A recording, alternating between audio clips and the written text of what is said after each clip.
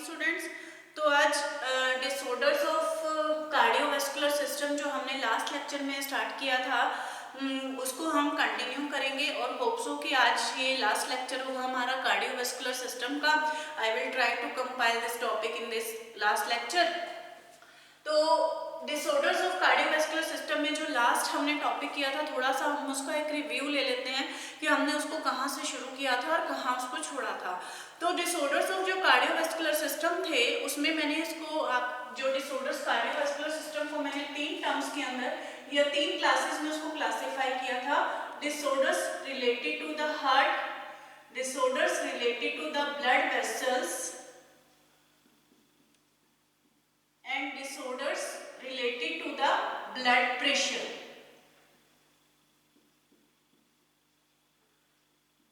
Disorders related to the heart, इसके अंदर जो मैंने disorders इसमें कंप्लीट किए थे that was the cardiac arrhythmia था इसके अंदर, जिसमें हमने हार्ट की रिदम के बारे में बात की थी।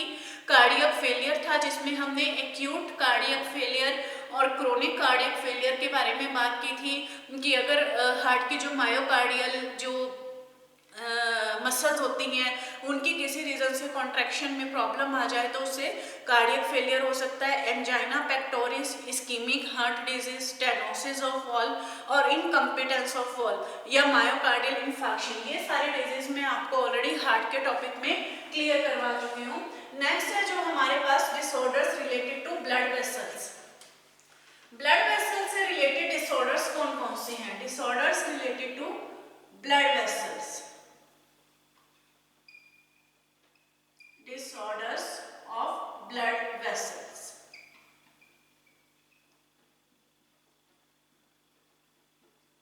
ब्लड वेसल्स के जो डिसऑर्डर्स हैं, अब जो हमारे पास हमारी बॉडी के अंदर जो ब्लड सप्लाई करने वाली ब्लड वेसल्स हैं वो 2 तरह की हैं।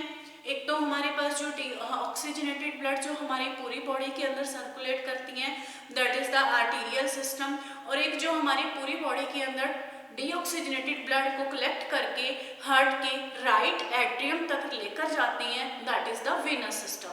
तो आर्टेरियल सिस्टम और वेनस सिस्टम, जो मेनली आर्टरीज और वेन्स के अंदर डिफरेंस क्या होता है, ये थोड़ा सा हमने पहले भी 1-2 पॉइंट्स इसके डिस्कस किए हैं कि जो आर्टरीज और वेन्स के अंदर मेन डिफरेंस क्या है। जो आर्टरीज का ल्यूमन है कंपैरेटिवली नैरो होता है और वेन्स का जो ल्यूमन है कंपैरेटिवली वाइड यानी कैविटी है वाइड होती है। आर्टरीज के अंदर हमेशा ऑक्सीजनेटेड ब्लड ही फ्लो करता है एक्सेप्ट पल्मोनरी आर्टरी, जबकि वेन्स में हमेशा डीऑक्सीजनेटेड ब्लड फ्लो करता है एक्सेप्ट पल्मोनरी वेन, क्योंकि इनके अंदर हमेशा पल्मोनरी वेन में ऑक्सीजनेटेड ब्लड फ्लो करेगा और पल्मोनरी आर्टरी में डीऑक्सीजनेटेड ब्लड फ्लो करेगा।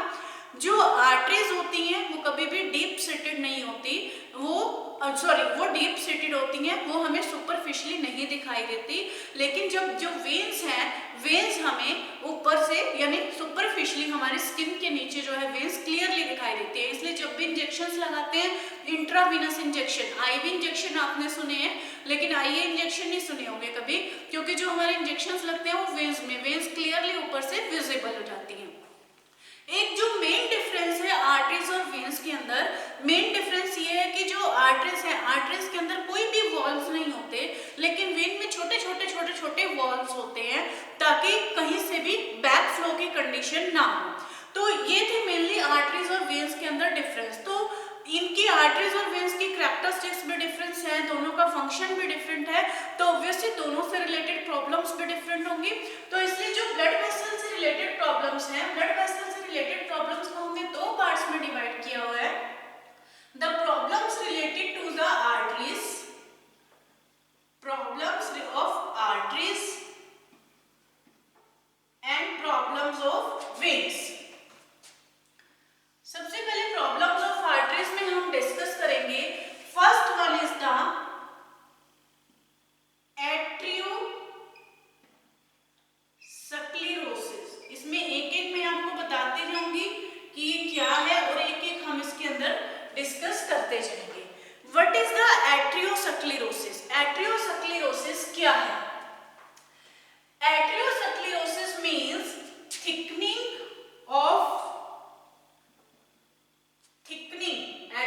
sclerosis, it means thickening of arteries. Arteries की किसी तरह से थिकनिंग हो जाए या इनइलास्टिसिटी ऑफ द आर्टरीज। इनइलास्टिसिटी, क्योंकि मैंने आपको बताया था कि जो आर्टरीज होती है उनके अंदर थोड़ा इलास्टिक करेक्टर होता है, तो किसी रीजन की वजह से उसकी आर्टरीज के अंदर कोई थिकनिंग हो जाए, थिकनिंग जैसे सपोज ये आर्टरीज है, ये आर्टरीज का ल्यूमन है, ठीक है, इसमें यहाँ इस तरह से इसकी जो वॉल्स हैं ये थिकनिंग हो जाए, तो इसकी वजह से क्या होता है, आर्टरीज का ल्यूमन कम हो जाएगा, आर्टरीज की कैविटी कम हो जाएगी। कैविटी कम होने की वजह से क्या होगा कि जो आर्टरीज हैं, आर्टरीज के अंदर जो ब्लड सप्लाई है वो कंस्ट्रिक्टेड बड़ी फास्ट होगा, क्योंकि ल्यूमन कम हो गया लेकिन ब्लड प्रेशर ज्यादा हो जाएगा, ब्लड सप्लाई फास्ट हो जाएगी, जिसकी वजह से क्या होगा कि वो हमारे ब्लड प्रेशर को अफेक्ट करेगी। सेकेंड पॉइंट है इसमें एथेरोस्क्लेरोसिस। एथेरोस्क्लेरोसिस, आर्टेरोस्क्लेरोसिस और एथेरोस्क्लेरोसिस थोड़ा सा डिफरेंस है, इसके अंदर भी आर्टरीज के अंदर थिकनिंग होती है, it is also the thickening of arteries by deposition of fats.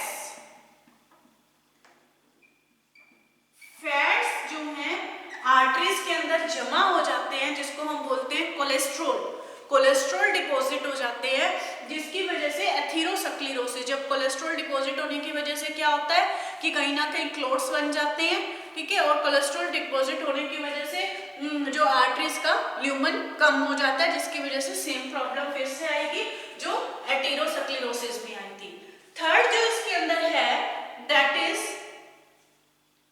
Third one is that is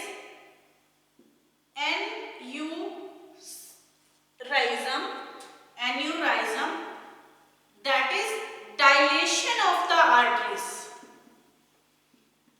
dilation of arteries, कि आर्टरीज की किसी भी तरह से डायलेशन हो जाना, डायलेट हो जाना, ये तो था कि थिकनिंग हो रही है इसके अंदर आर्टरीज की, इसके अंदर था कि आर्टरीज की डायलेशन हो रही है। फोर्थ जो इसके अंदर प्रॉब्लम है दैट इज एम्बुलस फॉर्मेशन। एम्बुलस फॉर्मेशन, एम्बुलस क्या होता है, that is clot formation in the arteries, clot formation in the arteries, but it circulate, ये इसके अंदर सर्कुलेट करता है, ये पॉइंट इसके अंदर दिमाग में रखने वाला है। इसके अंदर एक्चुअली एक तो टर्म आती है एम्बोलस, और एक जो इसके अंदर टर्म आती है दैट इज थ्रोम्बोसिस। थ्रोम्बोसिस आपको याद हो हमने कहाँ पढ़ी थी थ्रोम्बोसिस की टर्म, हमने जो ये टर्म थी थ्रोम्बोसिस की ये पढ़ी थी हमने ब्लड क्लॉटिंग वाले टॉपिक के अंदर। ब्लड क्लॉटिंग में हमने उसमें पढ़ा था कि कैसे हमारा ब्लड क्लॉट होता है, कैसे उसमें एंड में थ्रोम्बोसिस, थ्रोम्बस बनता है, जिसकी वजह से जो हमारा ब्लड है वो क्लॉट होता है। 9 फैक्टर्स उसके अंदर हमने पढ़े थे, वहां हमने थ्रोम्बोसिस वर्ड पढ़ी थी। थ्रोम्बोसाइट्स पढ़े थे हमने प्लेटलेट के अंदर कि जो मेनली ब्लड क्लॉटिंग के अंदर हेल्पफुल होते हैं। तो इसमें अंदर इसके अंदर थ्रोम्बोसिस है, थ्रोम्बोसिस मतलब it is also the clot formation, ये भी आर्टरीज के अंदर क्लॉट्स बन जाते हैं। जब आर्टरीज के अंदर क्लॉट बन गए, अब जैसे सपोज है कि आर्टरी है, ये एक आर्टरी है, इस आर्टरी के अंदर यहाँ कोई क्लॉट बन गया, या ये जैसे ये इसके अंदर ये ल्यूमन है, यहाँ एक क्लॉट बन गया, ठीक है, तो क्लॉट बनने की वजह से क्या होगा, ब्लड सर्कुलेशन रुक जाएगी। ब्लड सर्कुलेशन रुकने की वजह से जिस भी जहां भी ये आर्टरीज जा रही है, क्योंकि इसमें कोई ऐसा तो है नहीं कि सिंगल आर्टरी सिंगल ऑर्गन को जा रही है, आगे ये आर्टरी 10 जगह पे इस तरह से ऐसे डिवाइड हो रही है, इससे छोटे छोटे आर्टेरियोल्स बन रहे हैं, कोई आर्टेरियोल किसी ऑर्गन को जा रहा है, कोई किसी ऑर्गन को जा रहा है, तो ये पता नहीं कितने, एक छोटा सा क्लॉट पता नहीं हमारी बॉडी के कितने ऑर्गन्स की ब्लड सप्लाई को रोक देगा। तो इसलिए इसको हम बोलते हैं क्लॉट या एम्बुलस फॉर्मेशन और थ्रोम्बोसिस। एम्बुलस और थ्रोम्बोसिस के अंदर डिफरेंस क्या होता है कि अगर तो वो क्लॉट, जैसे सपोज ये क्लॉट यहाँ बना, क्लॉट की जो फॉर्मेशन है वो यहाँ बनी, लेकिन ये जो क्लॉट है ये बॉडी के अंदर, ये आर्टरीज के अंदर सर्कुलेट होता गया, लेकिन जब इसकी आर्टरी में जहां ये शॉर्ट ल्यूमन हुआ, यहाँ पे ये ल्यूमन कैविटी छोटी होगी तो ये क्लॉट यहाँ आके फंस गया, ये यहाँ आके फंस गया, ठीक है। यहाँ आके इसने क्या किया कि ब्लड सप्लाई को कम कर दी इस पोजीशन पे, तो ये तो हमारे पास हो गया एम्बोलस, एम्बोलस। लेकिन थ्रोम्बोसिस में क्या है, थ्रोम्बोसिस में जहां ये क्लॉट बना, इसने यहीं पर ये क्लॉट रहा और धीरे धीरे धीरे धीरे इसकी ग्रोथ होती गई और एक सिचुएशन ऐसी आई कि इसने यहीं पर जो है ब्लड की सप्लाई को रोक दिया, यहीं पे जो है ब्लड की सप्लाई यहाँ से ब्लॉक हो गई, यहीं से आपकी आर्टरी ब्लॉक हो गई, that is called as the thrombosis, इसको हम थ्रोम्बोसिस बोलते हैं। एम्बोलस और थ्रोम्बोसिस में डिफरेंस समझ में आया कि दोनों है तो क्लॉट फॉर्मेशन ही, लेकिन जो एम्बोलस है जहां क्लॉट बनता है वहां से वो सर्कुलेट कर जाएगा, और जहां, क्योंकि क्लॉट ऐसा नहीं है कि एकदम से बड़े साइज का क्लॉट बनेगा, छोटा क्लॉट बनना शुरू होता है। क्लॉट किस चीज के बनते हैं, जो हाई कोलेस्ट्रॉल फूड यूज करते हैं, हाई कोलेस्ट्रॉल की वजह से क्लॉट्स बन जाते हैं, धीरे धीरे क्लॉट बनना शुरू होगा, तो वो जब वो जहां भी नैरो ल्यूमन होगा वहां वो क्लॉट फंस के वो आपकी आर्टरीज को ब्लॉक करेगा, ब्लॉक करने के बाद वो आगे ब्लड सप्लाई को रोक देगा, उसको तो हम बोलेंगे एम्बोलस फॉर्मेशन। और थ्रोम्बोसिस में वो क्लॉट वहीं स्टिक रहता है और धीरे धीरे जैसे उसका साइज इंक्रीज होता जाएगा, उसका साइज इंक्रीज होने के बाद वो उसी पोजीशन पे रह के आर्टरी से आगे की ब्लड सप्लाई को ब्लॉक कर देता है, उस चीज को हम बोलते हैं थ्रोम्बोसिस। तो ये थे जो हमारी प्रॉब्लम्स थी जो मेनली ब्लड वेसल्स में आर्टरी से रिलेटेड है। इसी तरह से कुछ जो प्रॉब्लम्स हैं जो वेन से रिलेटेड भी है। नेक्स्ट है problems which are related to the veins, disorders of the veins.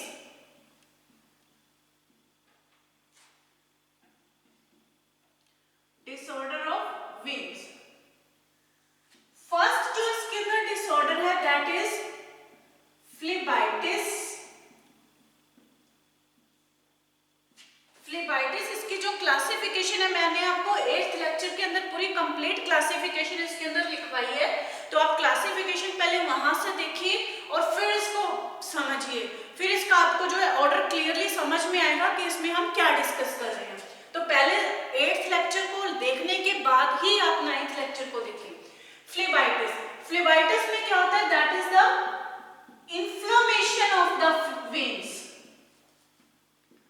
that is inflammation of veins because of infection। किसी भी तरह से अगर कोई इंफेक्शन हो जाती है वेन्स में, तब उसके अंदर अगर इंफ्लेमेशन हो जाए तो इसको हम बोलते हैं phlebitis. Second is the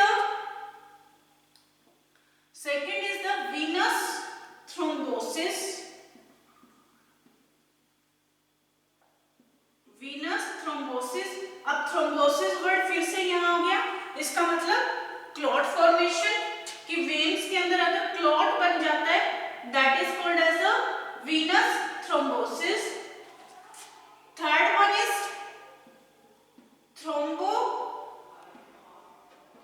thrombophlebitis.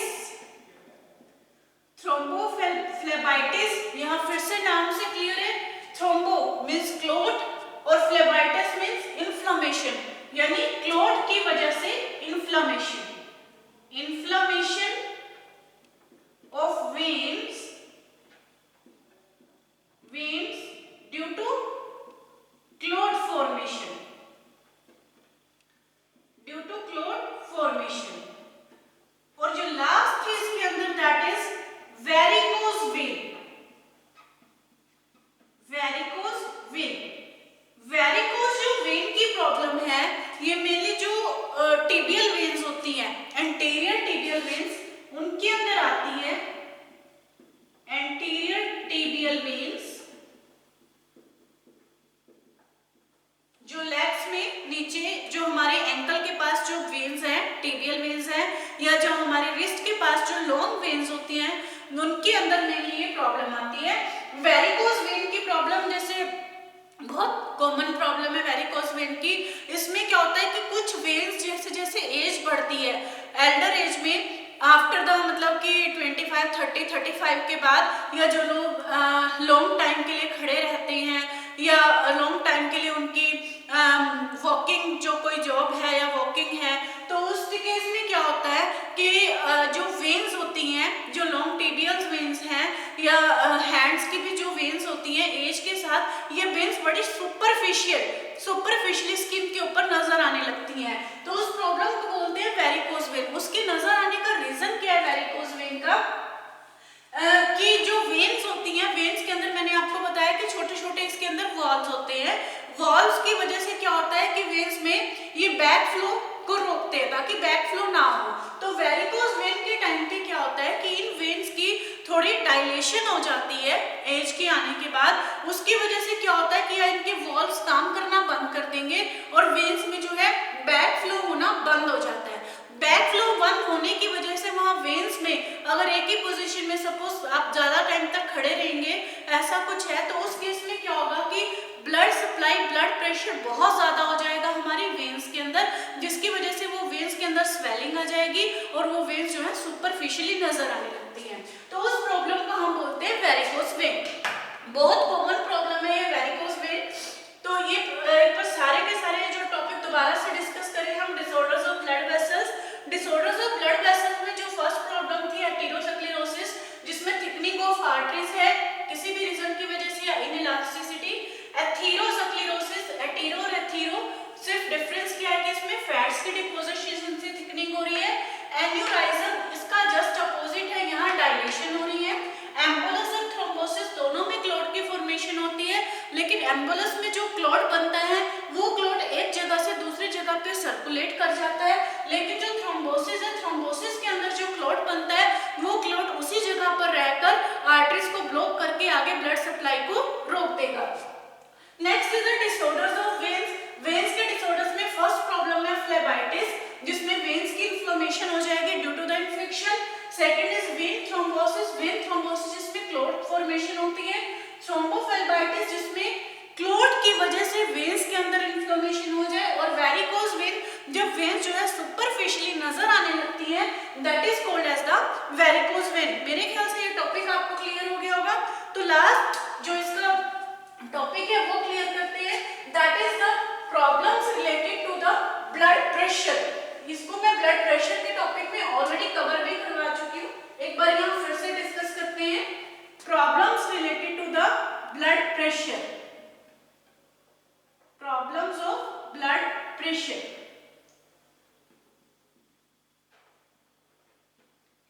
अब जो ब्लड प्रेशर से रिलेटेड प्रॉब्लम्स हैं, इसमें दो तरह की प्रॉब्लम्स हैं, दैट इज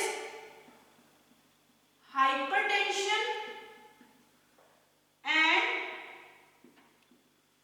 हाइपोटेंशन। हाइपरटेंशन क्या है? मैंने आपको बताया था कि जो नॉर्मली जो ब्लड प्रेशर होता है that is 120 to 80 mm of Hg।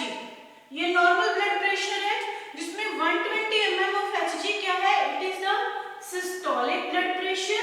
और जो 80 mm of Hg क्या है? It is the diastolic blood pressure. अगर ये डायस्टोलिक ब्लड प्रेशर मतलब कि नॉर्मल रेंज है, किसी का 130-90 भी हो सकता है, किसी का 140-100 भी हो जाता है, इतनी तो नॉर्मल रेंज है। अगर प्लस माइनस 10 या 20 वो फ्लक्चुएट करता है। लेकिन अगर diastolic blood pressure greater than 130 है, that condition is called as the hypertension. और लॉन्ग टाइम के लिए अगर हाइपरटेंशन रहेगी तो इसका मतलब है कि ब्लड प्रेशर हमारी बॉडी के अंदर बहुत फास्ट है। तो उस केस में रीनल हेमोरेज, हेमोरेज वर्ड आपने सुना होगा, हेमोरेज,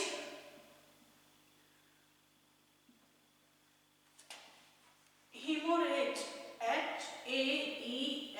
HAEMORRHAGE। हेमोरेज मतलब कि कोई भी हमारी ब्लड की वेसल फट जाना, ब्लड सप्लाई, जैसे हम बोलते हैं ना उसका ब्रेन हेमरेज हो गया, ब्रेन हेमरेज हो गया। ब्रेन हेमरेज मतलब कि ब्रेन की नसें फट जाना, या रीनल हेमरेज किडनीज के अंदर किडनी की जो है नसें फट जाना, या रेटिनल हेमरेज, कोई भी रीजन हो सकता है, जो मतलब एक क्रोनिक कंडीशन हो जाती है अगर हाइपरटेंशन लॉन्ग टाइम तक परसिस्ट करता है। इसी तरह से जो हाइपोटेंशन है, हाइपोटेंशन अगर हमारा ब्लड प्रेशर कम हो, नॉर्मल रेंज से कम हो, तो उसको हाइपोटेंशन कहते हैं। इसके अंदर ब्लड की सप्लाई कम हो जाएगी। हाइपोटेंशन की कंडीशन कब होगी? अगर किसी एक्सीडेंटल केस में बहुत ज्यादा ब्लड लॉस हो जाए, जब ब्लड का वॉल्यूम कम होगा तो ऑब्वियसली हाइपोटेंशन की प्रॉब्लम होगी, या कोई हेमोरेज की हेमरेज की कंडीशन हो जाए, उस केस में हाइपोटेंशन की प्रॉब्लम होगी, या कोई पर्सन एनीमिक हो जिसके अंदर ब्लड बन ही ना रहा हो, एचबी की वैल्यू बहुत कम हो, तो उस केस में हाइपोटेंशन की प्रॉब्लम होगी। हाइपोटेंशन की प्रॉब्लम भी अगर लॉन्ग टर्म कंसिस्ट करती है तो it may also lead to the death. तो कोई भी प्रॉब्लम है अगर बॉडी के अंदर related to the cardiovascular system that may lead to the serious problem, तो it must be treated at the time. तो ये सारी की सारी जो प्रॉब्लम्स हैं, problems related to blood vessel, problems related to blood vessels और problem related to cardiovascular system या हार्ट, इनके अंदर मैंने आपको जस्ट एक ओवरव्यू दिया है। जैसे मैंने आपको उसमें बताया कि फ्लेबाइटिस में इन्फ्लेमेशन होती है वेन्स की, या मैंने उसमें आपको एक बताया था स्टेनोसिस ऑफ हार्ट के अंदर वॉल्स की रफ सरफेस होती है, उसमें कि क्यों होती है, उससे क्या फैक्टर्स हैं, ये सारी डिटेल स्टडी करने की आपको जरूरत नहीं है, क्योंकि आपके सिलेबस में जस्ट एक टॉपिक दिया हुआ है कि डिजीज या disorders related to the cardiovascular system, तो उसके लिए टॉपिक मोर देन सफिशिएंट है। तो यहाँ ये हमारा कार्डियोवास्कुलर सिस्टम खत्म होता है। नए लेक्चर में हम नया टॉपिक स्टार्ट करेंगे।